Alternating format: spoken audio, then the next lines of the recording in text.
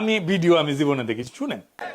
ধরেন আমি নির্বাচিত হইলাম, নির্বাচিত হওয়ার পরে কিন্তু আমাদের অনেক সুবিধা আছে, আমাদের কিন্তু সুবিধা আছে।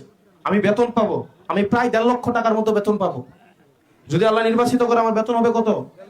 প্রায় 1.5 লক্ষ টাকা, 91-90 হাজার টাকা বেতন, বাসা ভাড়া, এটা সেটা, ঢাকা শহরে একটা বড় ফ্ল্যাট দিব। এগুলা কার কার কার টাকায়? জনগণের টাকায় না? এরপরে আরো সুবিধা দিবে। সুবিধা হচ্ছে এই যে গাড়ির, রাস্তায় গাড়ি আছে না, এই গাড়ির দাম ধরেন একটা 10 লাখ 12 লাখ টাকা, কিন্তু আপনি কিনতে যান এই গাড়ির দাম 50 লাখ টাকা, কারণ আপনাকে ট্যাক্স দিতে হয়। কি দিতে হয়? ট্যাক্স। কিন্তু এমপিরা গাড়ি কেনার সময় ট্যাক্স লাগে না। তারা কি তা করে জানেননি? ধরেন একটা গাড়ির দাম ধরেন 8 কোটি টাকা, V8 একটা গাড়ি মডেলের, গাড়িটার দাম কত? আপনি কিনতে যাবেন 8 কোটি টাকা লাগবে, কিন্তু আমি যদি এমপি হই আমার লাগবে 2 কোটি টাকা। আমি কি করব? আপনার থেকে আমি 6 কোটি টাকা নিব, নিয়ে গাড়িটা কিনলাম, আমার লাভ কত? কয় টাকা? আর আপনার লাভ কয় টাকা? 2 কোটি। কারণ আপনি কিনতে গেলে লাগতো কত? আর কত বুঝেন না, বুঝছেন?